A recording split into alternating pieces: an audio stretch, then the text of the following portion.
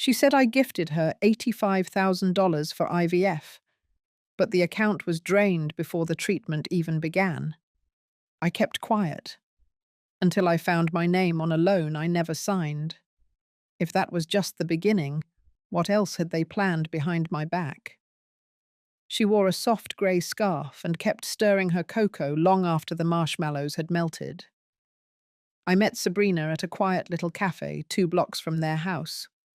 Her hands were trembling just enough to notice if you were watching closely. I was. That night felt heavier than usual, like the air itself knew something I didn't. She smiled, but her eyes didn't follow. "We've tried everything," she said, voice barely above a whisper. "This is the last shot before they say it's impossible." She looked away, then down at her lap. "I know it's a lot to ask." Sabrina didn't need to say it. I already knew what she wanted. I had known since Jordan mentioned IVF 2 months back. I had nodded, then supportive as ever, but he never brought it up again. I assumed they had given up. I should have known better.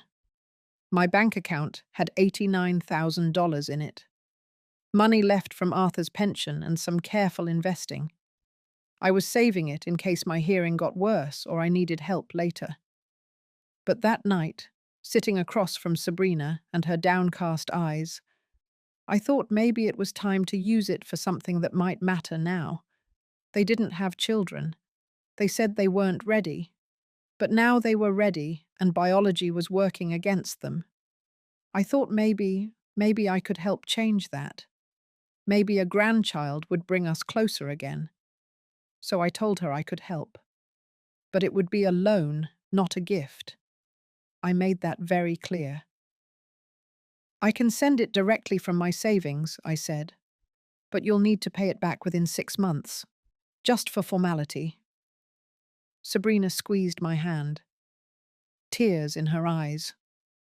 "Of course. That's more than fair. I can't believe you'd do this for us." She promised she'd follow up with the paperwork, but I never saw any. Still, I trusted her. I trusted them both. I sent $85,000 to the account she gave me and wrote a note in the bank's online memo line, IVF loan. Repay in 6 months. I kept a screenshot. I remember thinking maybe that baby would have Arthur's eyes, or maybe mine. It felt like the right thing to do, even if it made me nervous. Maybe some of you understand that kind of decision, when your head hesitates, but your heart moves anyway. That was 3 months ago. Back then, I thought I was doing something meaningful. I thought I was helping build a future. I didn't know I was writing myself out of their lives, one quiet deposit at a time. I didn't hear anything for nearly 2 weeks. No updates, no emails, not even a thank you text. I told myself they were busy with appointments, procedures, nerves. I tried not to read into the silence, but it settled over me like dust no one bothered to brush away. Then one afternoon, I dropped by with a basket of fresh bread and some homemade lentil soup. I had been making that same soup for Jordan since he was 6 years old. He used to call it magic soup. I thought maybe it'd be a quiet way to reconnect, to show I cared without pressing. Sabrina opened the door just a sliver and didn't invite me in. She reached for the basket and smiled a tight, polished smile. Her makeup was perfect, not a hair out of place. The kind of composure that felt rehearsed. She said they were about to head out. I nodded and told her I hoped the treatment was going well. She blinked, looked slightly confused, then recovered with another smile. "It's all moving along. Thanks again, Eugenia." Then she closed the door. The next day, I called Jordan. He didn't answer. I left a message.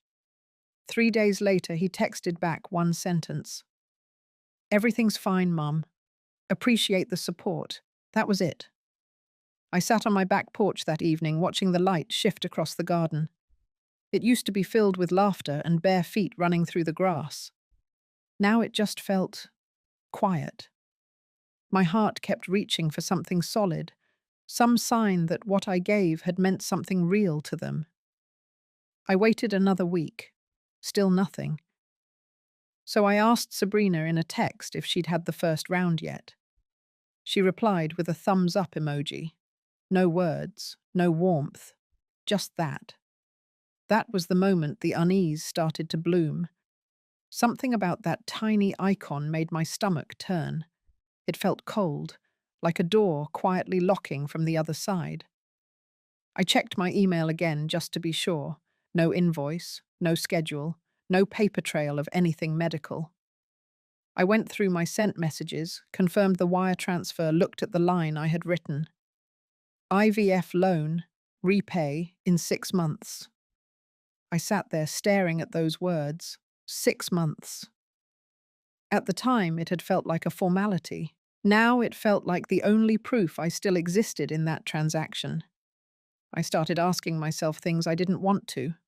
Whether I'd been naive, whether they ever saw it as a loan at all, whether I'd been invited into the process or simply used for it. Still, I didn't confront them. Not yet. I told myself there must be a reason, that they'd explain everything soon, that it was just a misunderstanding or a busy season, or maybe they didn't want to get anyone's hopes up until the procedure took hold. But deep down, a shift had already begun. The kind you don't notice until the crack becomes a break. And once something breaks in silence, it rarely fits back the way it was. I didn't plan to go to the bank that Tuesday. I was only there to get a certified check for a plumbing estimate. A pipe had cracked under the back steps during the last freeze, and water had seeped under the garage. Routine, simple. Something I could control. But as I waited for the teller, I saw a notice printed beside my name on the screen. It was faint, easy to miss if you weren't paying attention. Account access shared with S. Lowell. I blinked. I didn't recognize the last name right away. Then it hit me. Sabrina. Her maiden name was Grayson. She had taken Jordan's name after they married. Lowell. My name. My husband's name. I asked to speak with the manager, calmly. I didn't want to cause a scene, just get clarification. She printed out the profile summary. I saw it with my own eyes. 2 months ago, the access level had changed. Sabrina now had full visibility and transfer rights. The bank had on file a scanned authorization form, supposedly signed by me. But I had never been in this branch on that date. I was in Duluth that week visiting my sister's grave. The manager hesitated when I asked for a copy of the form. She said she could only release it if there was a legal inquiry or subpoena, but she showed it to me through the glass. It wasn't my handwriting. My name was there, but the E was off. I never loop my L like that. And the signature slanted left. Mine always tilts right. Something hollow opened in my chest. I asked when the 85,000 had been withdrawn. She scrolled. It had cleared the account within 24 hours, one large cashier's check, no note attached. I left the bank without saying goodbye.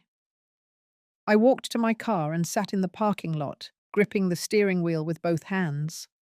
My fingers tingled, my jaw hurt from clenching. I didn't cry. I just stared straight ahead, watching a man help his elderly mother into a pickup truck. He lifted her gently like she was something fragile and worth protecting. Then I looked at my hands. I had used them to raise Jordan, to pack his lunches, wipe his fevers, hold his knees after falls. Now those same hands had funded a plan I was never meant to be part of. Back home, I opened my laptop and checked my email again. Still nothing. I scrolled through my saved files, found the screenshot of the original transfer. IVF loan. Repay in 6 months. I made a copy, labeled it clearly. I printed 2 versions, one for my records, one to keep somewhere else. Something inside me had turned. Not hard, not angry, but still. Something real. Something final. I wasn't ready to confront them. Not yet. But I wasn't going to wait in the dark either. That night I ate dinner alone. I didn't set the table. I didn't turn on the TV. I just sat in silence, listening to the hum of the fridge and the soft tick of the clock on the wall. Every sound felt louder than usual. Every silence, too. I didn't ask them to come over. I didn't give them a warning. I just sent one text to Jordan that morning. Dinner at 6. Just the two of you. He replied 3 hours later with a single word. Okay. The house smelled like roasted chicken and rosemary. I made all his favorites. Garlic potatoes, warm rolls, even the glazed carrots he used to sneak off his plate as a child. I wasn't trying to impress them. I just wanted the setting to feel familiar. No traps, no drama. Just truth, sitting quietly at the table. They arrived at 6:20. Sabrina walked in first, cheerful, holding a small bouquet of supermarket flowers. Jordan followed with his hands in his pockets, head down, eyes avoiding mine. I thanked them for coming and pointed them to the dining room. We sat. No one touched the food. Sabrina reached for her water glass. This looks lovely, Eugenia. So nice of you. I looked at her, then at Jordan. I'm going to speak plainly tonight. I know about the account access. I know about the withdrawal. And I've seen the form with the forged signature. Silence. Sabrina's smile held for a moment longer, then slid off her face. Jordan didn't look up. She cleared her throat. There must be a mix-up. We would never. You did. I said, voice steady. I saw the date. I know I wasn't even in town. And I know my own handwriting. Jordan finally lifted his eyes. You said it was a gift. You told us you wanted to help. That it was your choice. I said it was a loan. I have the screenshot of the memo. IVF loan. Repay in 6 months. He ran a hand through his hair, frustrated. I didn't think you'd make it a thing. We needed help. You offered. Why drag it out now? I looked at the plate in front of me. The chicken was already cooling. I offered help, not permission to forge my name or clean out my account. Sabrina leaned forward, her voice sharpened. We were trying to build a family. We thought you understood that. You always talk about legacy and bloodline. Well, now you want to act like a landlord. I stayed still. No, I want to be treated like a person, not a wallet. Jordan pushed back his chair. The scrape of it against the floor filled the room. We didn't mean for it to go this way. But since we're being honest, maybe this is a good time to talk boundaries. You've been too involved, too close, and we're not kids anymore. I nodded slowly. You're right. You're not children, so you can take full responsibility for your choices. They didn't stay for dessert. Jordan walked out first. Sabrina lingered for a second, staring at me with a mixture of guilt and something colder. I closed the door behind them and locked it.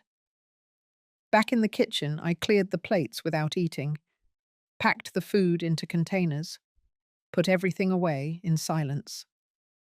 Then I sat down at the table and looked at the place settings across from me. 2 chairs, 2 napkins, 2 untouched meals. The scene looked like a memory already, one I hadn't even lived yet, but knew I'd replay more times than I wanted. I didn't feel anger, just a thin ache running through my chest, quiet and sharp. That night I put the forged form in an envelope. I placed it in a folder, along with the screenshot of the transfer and a typed summary of what I'd discovered. Then I wrote a new note at the top. Keep for legal counsel. Do not discard. The next morning I drove downtown and parked outside a law office I hadn't stepped into in almost a decade. The last time I'd sat in that lobby, Arthur had just passed, and I was adjusting the trust documents. I never thought I'd be back here to talk about my own son. The receptionist asked for my name, then handed me a clipboard. I filled it out slowly. Hands steady, but heart tapping against my ribs. 10 minutes later, I was sitting across from a young attorney named Hallie Reese. She couldn't have been more than 35, but she had the calm, deliberate tone of someone who had heard stories like mine before. I slid the folder across the table. "These are copies," I said. "The originals are in a fireproof box at home." She opened the file and started flipping through. She paused at the scanned transfer memo, then moved on to the bank access change and the forged authorization form. She didn't say much until she had seen it all. "This is fraud," she said plainly. "At minimum, unauthorized access. Possibly identity theft, depending on how the form was submitted." I nodded, but said nothing. She asked if I wanted to pursue charges. I shook my head. "Not yet," I said. "I just need to know what protections I still have, and what I've already lost." She explained things carefully. Because the account had been jointly accessed under false pretense, it might be possible to recover some of the funds, but only if the bank agreed to cooperate. Civil litigation was an option, but it would come at a cost. Emotionally, financially, publicly. Then she asked a different kind of question. "Do you have a will or trust in place that includes them?" I hesitated. "Yes," I said. "Jordan is listed. So is Sabrina." She leaned back slightly. "You might want to revisit that." I walked out of that office with a manila envelope and a strange kind of weight in my chest. Not heavier, just different. Like something had shifted its shape and couldn't go back. That afternoon, I brewed a pot of tea and opened the old cedar box Arthur and I had kept our documents in. It smelled like time. I flipped through folders, scanned the old titles, the beneficiaries, the power of attorney papers. Then I pulled out a pen and made a list. One column what I had done for them, the other what I had received in return. It wasn't about money. It was about intention, trust, integrity. Every line I wrote made the picture a little clearer. They had not simply taken from me. They had rewritten me, reframed me as someone who would blindly give, someone who didn't need to be asked, someone who didn't deserve to be told. That was the hardest part to swallow. Not the forgery, not even the silence, but the way they had quietly erased the boundaries I thought were understood. That night, I updated my will. I didn't remove them. Not yet. But I made changes. I set conditions. I rewrote the trust to include a clause requiring repayment of any informal loans before inheritance could be distributed. And I added a letter, one that explained exactly what happened in my own words. Not for legal clarity, for human memory. I folded it neatly and placed it with the new documents. Then I closed the cedar box and pushed it back into the cabinet. For the first time in weeks, I slept without waking. Not peacefully, but without flinching. A week passed without a word from Jordan or Sabrina. I didn't expect anything. Not anymore. But one evening, just as the sky turned soft with that pale gold light, I saw an envelope slid through my mail slot. Inside was a card, handwritten, from Sabrina. It said they wanted to invite me to dinner. Just the three of us, no occasion mentioned. Just a quiet evening. She even offered to cook. I stared at the card longer than I meant to. It was neat, polite, and had that same overly graceful tone Sabrina always used when she wanted something to sound warm without being sincere. Still, I said yes, not out of forgiveness, but because I wanted to see what they'd say when I walked into their space. No food, no flowers, no distractions, just faces. And whatever truth they thought I was still owed. Their home looked the same as the last time I visited. Neat, magazine perfect, too clean to feel lived in. I noticed the baby books stacked on the coffee table, the kind that promised overnight miracles and gentle discipline. We sat down, Sabrina served pasta with cream sauce and a tossed salad. Jordan poured wine without asking if I still drank it. I didn't touch my glass. For a few minutes, we went through the motions. Pass the bread. That looks delicious. How is the garden? Then Sabrina cleared her throat. We wanted to apologize for how things happened. I said nothing. She continued. We should have talked to you first. We didn't handle it well. But things were hard. And it felt like if we waited for everything to be perfect, we'd never get to try. I nodded slowly, not agreeing, just listening. Jordan shifted in his seat. I know what we did was wrong. I know, I just thought you'd understand. We thought of it as help, not harm. I looked at them both, calmly. Then I spoke. Help is given with trust, not with forged signatures. Help is returned with honesty, not silence. Sabrina looked down. Jordan's jaw tightened. Then she said something I didn't expect. We lost the embryo. The room went very still. It didn't take, she said quietly. We used the money for the first round. And it failed. We didn't tell you because we felt ashamed.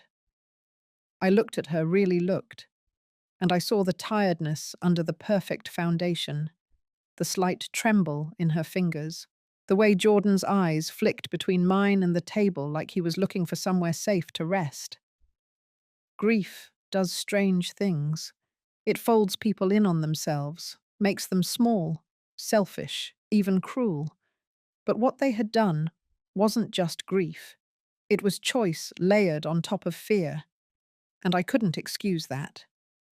I stood up, not abruptly, just enough to signal I had heard enough.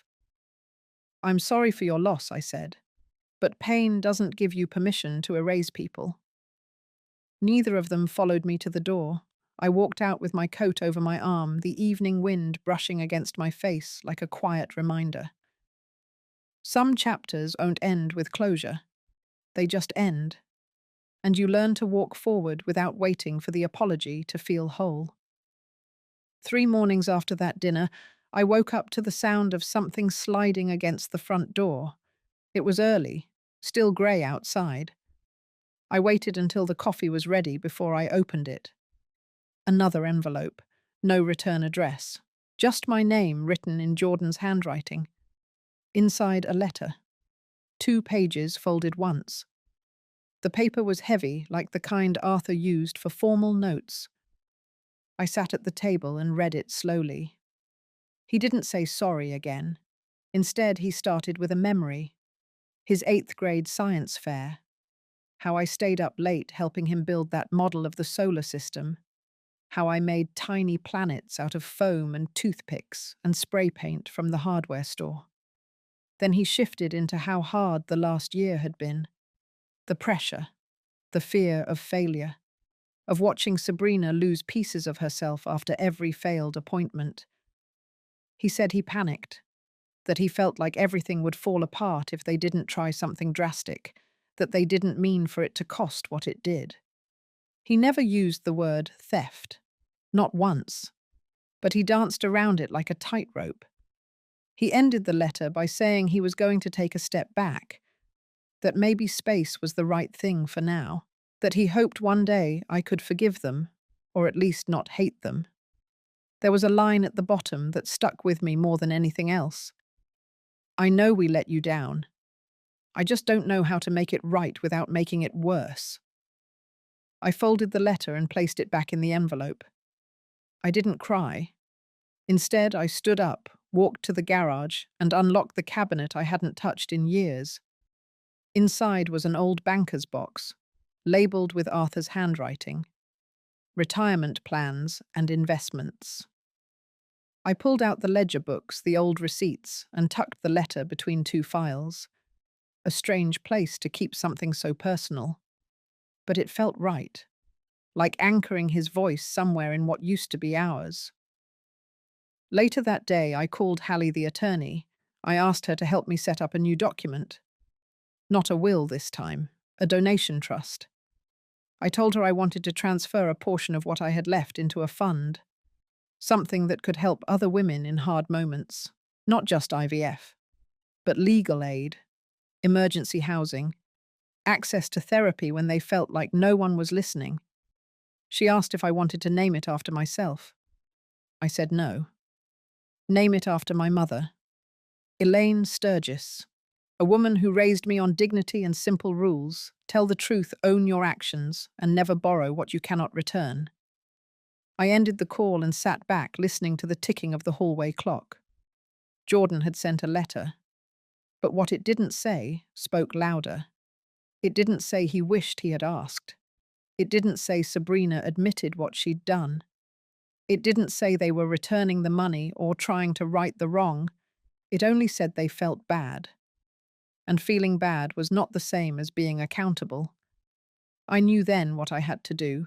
No announcements, no drama, just a quiet shift. One that would close the loop, not out of revenge, but out of respect for the part of myself I had almost let them erase. The silence that followed the letter was different. Not cold, not sharp, just there, like a curtain gently pulled between rooms. I didn't reach out, neither did they. There were no more invitations, no awkward texts, no sudden drop-ins. It gave me time to breathe. I started my mornings with a walk again, just around the block at first, then farther, past the old library through the garden district where the azaleas were blooming early. I found myself slowing near the church steps, where Arthur and I once sat on long summer evenings, hands wrapped around paper cups of lemonade. One morning, I ran into Connie Harwin from the Historical Society. She'd lost her husband last fall and moved in with her daughter across town. We stood near the steps and talked longer than I expected. It was easy with her, no one trying to fix anything. Just two women too familiar with loss, learning how to carry their weight differently. Later that afternoon, I returned to Hallie's office and signed the final paperwork for the trust. It was official now. The Elaine Sturgis Women's Fund. Quiet and small to start. But it had roots, the kind that grow slowly without asking permission. I didn't tell Jordan, not because I wanted to hide it, but because I didn't want the gesture confused for a message. This wasn't about teaching him a lesson or showing Sabrina what real generosity looked like. It was about setting something right inside me. 1 week later, I received a voicemail from Hallie. She'd been contacted by the bank. After some internal review, they had found inconsistencies with the document granting Sabrina access. The notary listed had never worked there. The signature timestamp didn't match their logs. They offered to reverse the access and flag the account. No legal action unless I pursued it. I asked for it in writing. Then I made one last stop. The same branch where it all began. The teller was new, young, polite, too busy to recognize me. I asked to speak to a manager. She led me to a side room. I handed her the documents Hallie had sent over and requested that all secondary access be removed. Not just Sabrina's. Everyone's. From that point on, the account would remain under my name only. The manager nodded, typed a few things into her screen, and said it was done. On the way out, I passed a framed poster in the lobby. It was one of those motivational pieces probably meant to reassure people about security. The quote at the bottom read, "Trust is earned, not granted." It felt too obvious, but also true. That evening, I opened the box where I had stored Jordan's letter and added the bank's notice to the folder. I flipped back through the pages of the trust draft, rereading the section about grant disbursement. Then I added a handwritten line on the inside cover. No one gets to speak for me again. The air in the house felt lighter that night. I didn't play music. I didn't pour wine. I simply sat by the window, the one facing the magnolia tree, and watched the wind stir the leaves gently. It wasn't joy exactly. but it was peace. And sometimes peace is the bravest kind of ending a story can offer, even if the story isn't over yet. 2 months later, I received another envelope. No return address again. But this one was thicker. It wasn't a letter. Inside was an invitation. Heavy cardstock, elegant cursive, gold foil edges. It was for a baby shower. Sabrina's name was printed on the top, hosted by a friend of hers at some upscale cafe on the north side. The date was 2 Saturdays away. No note from Jordan, no message from her, just the invitation sitting there like nothing had happened. At first I laughed, a soft, short laugh, the kind that escapes when disbelief turns into clarity. They had moved on. They had chosen to keep walking without cleaning up what they left behind. And now they expected me to show up, sit at a decorated table, sip sparkling water, and smile as if the last year hadn't unraveled every thread between us. I didn't RSVP. Instead, I made my own plan. On the day of the shower, I woke up early and took my time getting dressed. I wore the same navy sweater I wore to Arthur's retirement party, comfortable, soft, with a slight shimmer in the sleeves. Then I drove past the cafe, just once. Slowly. I didn't stop. I didn't go inside. But I saw the pastel balloons at the entrance, the glass door propped open with a gold stand, the guests trickling in wearing floral prints and careful smiles. I kept driving, north toward the state archives. The building was quiet, cool. I had an appointment with a foundation liaison I'd spoken to on the phone the week before. Her name was Delia, and she greeted me with a warm handshake and a file already in hand. We reviewed the final setup of the Elaine Sturgis Fund, now recognized as a regional support initiative. The first 3 grant recipients had already been selected. All women, all over 45. Each one facing a crossroad just like I once had. One of them was starting over after a late divorce. Another was exiting a controlling living arrangement. The third had walked out of a hospital after a miscarriage with no insurance and no one waiting to drive her home. Each of them had applied for small things, legal fees, a deposit on a rental, therapy not covered by their plan. None of them knew my name. That was how I wanted it. Delia asked if I'd be open to meeting the recipients one day. I told her maybe. Not now. Right now, it was enough to know they'd stood up when it was hardest, and that someone had quietly slipped a hand under their elbow without demanding a thank you. On the way home, I stopped at the farmer's market, bought a bouquet of lilacs. Arthur used to bring them home every April. Their scent reminded me of open windows, morning coffee, the radio humming something old in the background. I set the flowers in the center of my kitchen table, not to celebrate, but to mark the day. A different kind of milestone. One not built on balloons and games and registry lists, but on choice. On quiet decisions that said I survived this. And I built something honest out of the wreckage. That evening, as the sun lowered over the porch, I received a text. From Jordan. No words, just a photo. Sabrina smiling, belly round, holding up a small onesie with gold stitching that read, "Miracle in the making." I stared at it for a while. Then I turned off the phone and let the silence settle like dusk across the floorboards.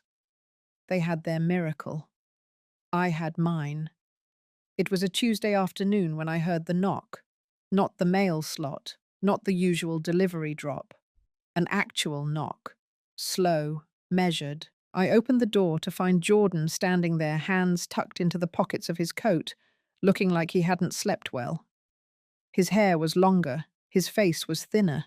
He looked older than 34. For a second we just stood there. No greeting, no small talk. He finally asked if he could come in. I stepped aside without answering. He walked in like someone stepping into a church after years away. Quiet, unsure where to place his eyes. He looked at the living room like he didn't recognize it. Or maybe he was searching for something that wasn't there anymore. I gestured toward the kitchen where the light was softer. He followed. He didn't sit. Neither did I. He said the baby had arrived, 2 weeks early but healthy. A girl.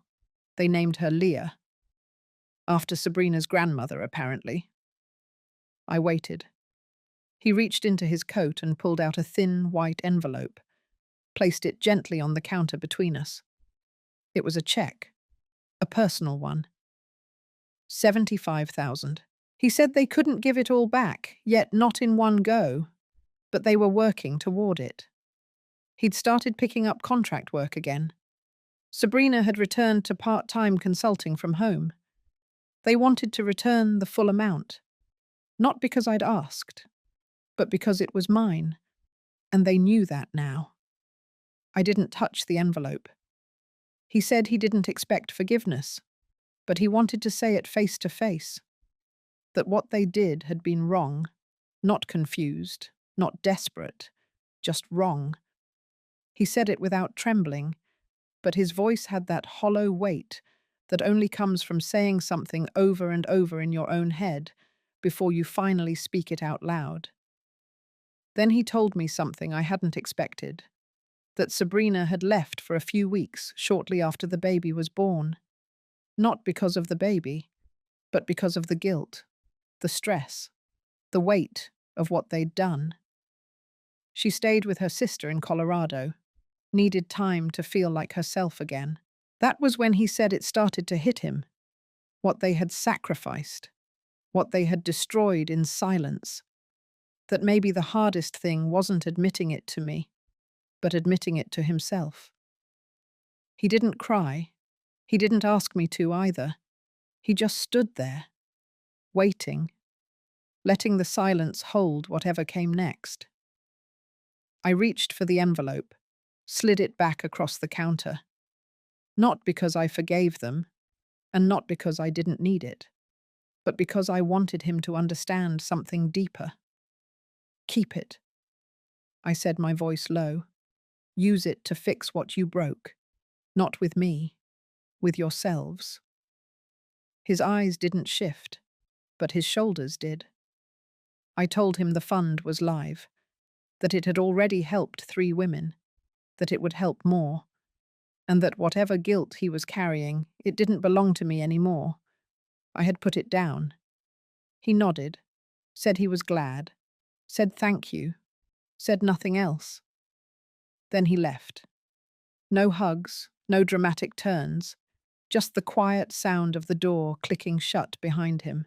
And for the first time in a long while, I felt something settle in me. Not closure, but clarity. And sometimes that's all you need to keep walking forward. The days that followed were quieter than usual. Not empty, just different. Like the kind of silence that lingers after the last guest has gone, when the furniture's been put back in place, but the room still holds the memory of voices. I didn't expect Jordan to call again, and he didn't. But that wasn't a wound. It was a choice. One we both made without saying it out loud. There were no fresh apologies, no photo updates, just stillness. That week I returned to a few projects I had put off for months. I reorganized the back shed, sifted through old holiday decorations, even donated 2 boxes of old linens to the women's shelter near Broad Street. The simple acts of cleaning, sorting, letting go, they gave me more peace than I'd imagined. I found one old photo album tucked in a cedar chest. Thick dust along the edge. Inside, dozens of pictures I hadn't seen in years. There was one of Jordan, maybe 9 years old, smiling next to Arthur in the driveway, holding up a homemade birdhouse.